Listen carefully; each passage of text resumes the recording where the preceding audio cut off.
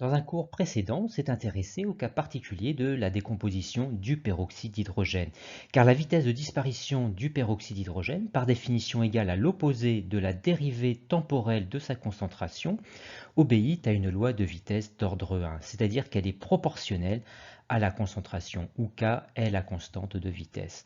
Et l'équation différentielle qui apparaît alors admet une solution qui décroît exponentiellement au cours du temps. Et une autre conséquence est l'existence d'un temps de demi-réaction, temps au bout duquel la concentration est divisée par 2, qui est indépendant de la concentration initiale. C'est-à-dire que la concentration est redivisée à chaque fois par 2, toujours au bout de cette même durée. Ces caractéristiques d'une cinétique d'ordre 1 ne sont pas réservées qu'à certaines réactions chimiques, mais se rencontrent également lors de phénomènes physiques comme la décroissance radioactive qui est l'objet de ce cours. On rappelle qu'un noyau radioactif est un noyau instable et que sa désintégration naturelle en un noyau plus stable s'accompagne de l'émission de particules et de rayonnement. Et nous allons voir tout de suite les différents types de particules qui peuvent être émises. Rappelons l'écriture symbolique d'un noyau, comme ici de carbone, constitué de nucléons, protons et neutrons. Le nombre de protons, noté Z, figure en bas à gauche du symbole, et celui de nucléons, noté grand A, en haut à gauche. Z est appelé numéro atomique, mais aussi nombre de charges, car il donne aussi le nombre de charges élémentaires, plus petit e, qui font la charge du noyau, les neutrons ayant une charge nulle. Sur ce modèle d'écriture, le proton est noté P, avec 1 en bas, car de charge une fois petit e, et 1 en haut, car c'est un nucléon. Le neutron est lui noté petit n avec 0 en bas car de charge nulle et 1 en haut car c'est un nucléon aussi. Les particules élémentaires émises lors de désintégration radioactive s'écrivent aussi sur ce modèle. Ainsi l'électron est noté ainsi, moins 1 car de charge moins une fois petit e et 0 car ce n'est pas un nucléon. Le positon est l'antiparticule de l'électron, c'est-à-dire qu'il en a les mêmes caractéristiques comme la masse, à l'exception d'une, ici, la charge qui est opposée, d'où le plus 1 en bas à gauche. Deux autres particules élémentaires interviendront ici, le neutrino et son antiparticule, qui ont tous deux des masses très faibles et n'ont pas de charge, mais diffèrent d'une autre caractéristique. Le carbone 12, représenté ici, est un noyau stable, mais il existe un autre isotope stable du carbone, le carbone 13. Deux isotopes ayant le même numéro atomique, mais un nombre de nucléons et donc de neutrons différents. Et c'est le numéro atomique qui détermine la nature de l'élément chimique, ici 6 pour le carbone. On a l'habitude de représenter les isotopes sur un diagramme avec le nombre de protons en ordonnée et le nombre de neutrons en abscisse. Ainsi, les isotopes d'un même élément chimique se retrouvent sur une même ligne. Et pour les isotopes stables jusqu'au carbone, on remarque qu'ils contiennent pratiquement autant de protons que de neutrons.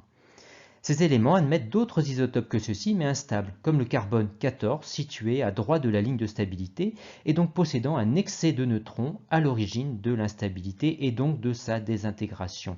Désintégration qui respecte plusieurs conservations, tout d'abord celle du nombre de nucléons, ce qui explique qu'ici un neutron va se transformer en proton, et donc désintégration du carbone 14 en un noyau plus stable d'azote 14 de numéro atomique Z égale 7.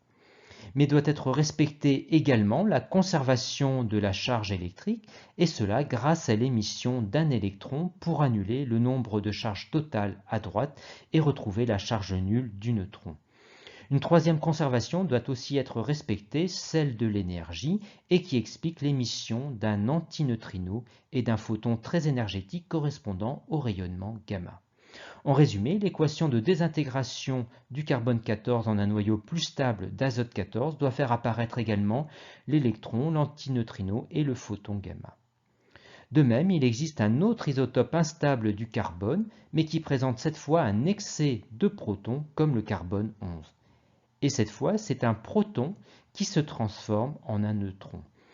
Le carbone 11 donne un noyau plus stable de bord 11, avec émission d'un positon, cette fois pour respecter un nombre de charges totales de 1 à droite, comme pour le proton, et émission d'un neutrino et d'un photon gamma pour respecter la conservation de l'énergie, d'où l'équation de désintégration du carbone 11.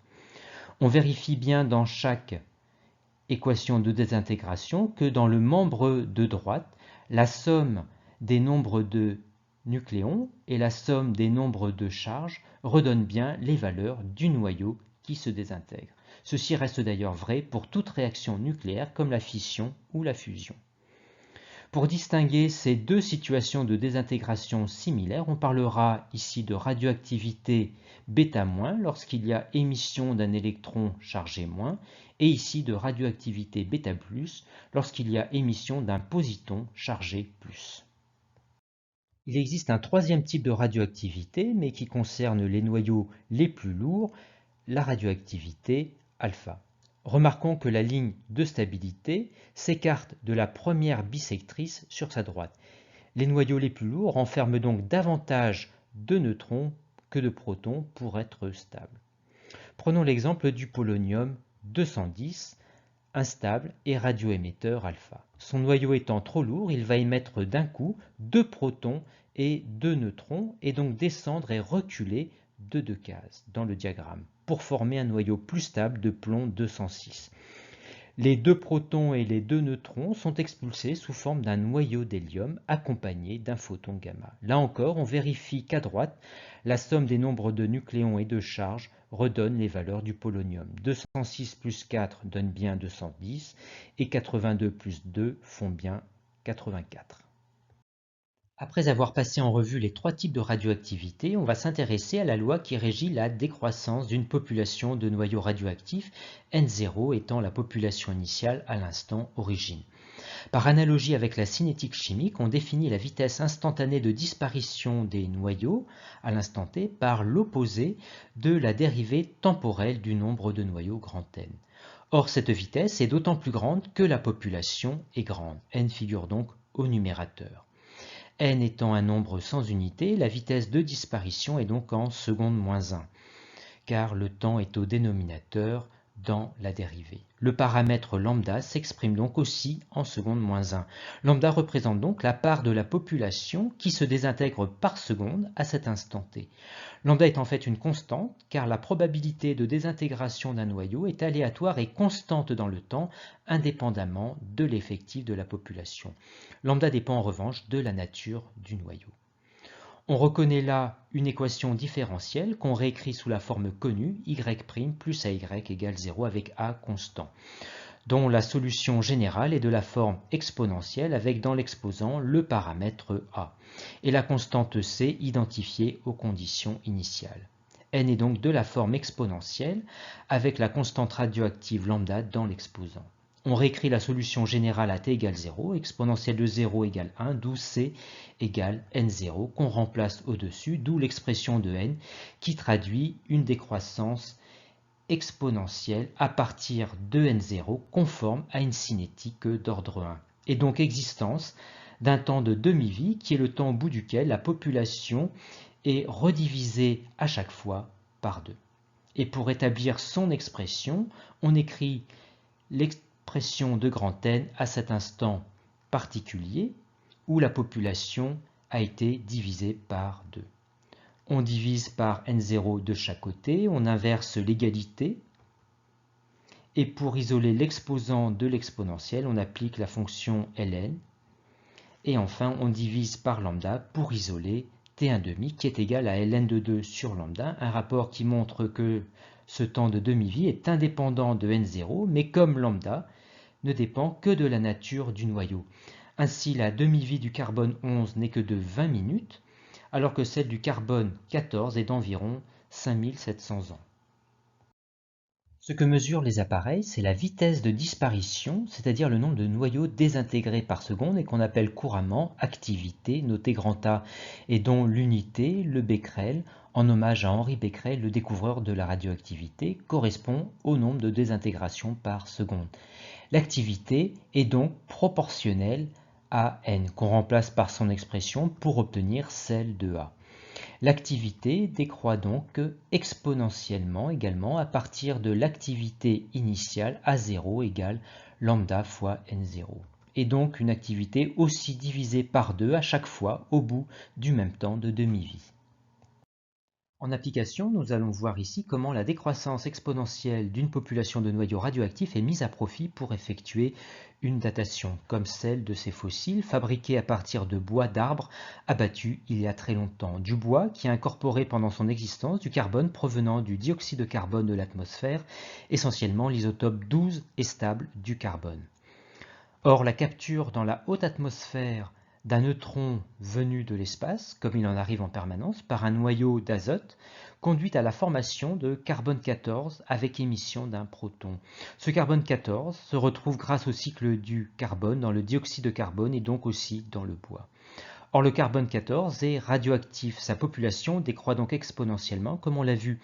Le rapport carbone 14 sur carbone 12 devrait donc baisser dans l'atmosphère. Mais il reste en réalité constant car le carbone 14 est renouvelé en permanence grâce aux neutrons cosmiques. Et donc un rapport carbone 14 sur carbone 12 également constant dans un organisme vivant comme le bois d'un arbre. Si bien que l'activité d'un échantillon de bois vivant reste constante, environ 13,6 becquerels pour 1 gramme de bois. Mais quand l'arbre est abattu, le renouvellement de carbone 14 ne s'y fait plus et l'activité décroît alors exponentiellement à partir de cet instant pris comme origine du temps. Et aujourd'hui, l'activité d'1 gramme de bois du fossile n'est plus que de 2,5 becquerels. Dater le fossile revient donc à déterminer l'instant t où l'activité est de 2,5 becquerels, sachant que l'activité initiale est de 13,6 becquerels.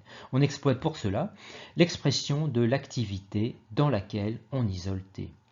On divise par A0, on inverse l'égalité, on applique la fonction ln pour isoler l'exposant de l'exponentielle, on divise de chaque côté par lambda et on remplace 1 sur lambda par le rapport T1,5 sur ln de 2. Et l'application numérique donne un âge d'environ 14 000 ans à ce fossile. Et enfin, nous allons finir avec deux applications en médecine. La première est la tomographie à positons, qui peut être utilisée pour diagnostiquer des cellules cancéreuses en détectant une surconsommation anormale de glucose dans certains organes. Pour cela, on injecte au patient du glucose marqué au fluor 18 radioactif, c'est-à-dire du glucose où un groupe hydroxyle a été remplacé par un atome de fluor. Le fluor 18 est un radioémetteur β+, et donc libère au cours de sa désintégration des positons qui s'annihilent avec les électrons de la matière en énergie, c'est-à-dire en rayonnement, ici gamma. Et c'est ce rayonnement gamma qui est ensuite détecté et qui permet de localiser les zones de surconsommation anormale du glucose, comme ici, et donc suspicion d'une tumeur à cet endroit. L'autre application est justement d'éradiquer une tumeur grâce au rayonnement gamma très énergétique du lutécium-177, un radioémetteur β-. Un mot enfin sur la radioprotection nécessaire du personnel médical en raison du rayonnement gamma très pénétrant dans l'organisme, mais arrêté par des blindages en plomb dans les murs de la salle d'examen médicale. En conclusion, on retient qu'il faut savoir localiser sur un diagramme NZ les radioémetteurs β-, β+, et alpha par rapport aux isotopes stables. Savoir écrire pour chacun des trois types de radioactivité l'équation de désintégration en accord avec les conservations. Il faut également savoir établir l'équation différentielle vérifiée par le nombre grand N d'une population de noyaux radioactifs et retrouver la loi de décroissance exponentielle et savoir également établir le temps de demi-vie. Il faut savoir que l'activité radioactive qui se mesure en becquerel suit aussi une loi de décroissance exponentielle. Il faut savoir dater un fossile en bois connaissant son activité et l'activité d'un échantillon équivalent mais vivant correspondant à A0. Et enfin, il faut savoir citer quelques applications médicales de la radioactivité.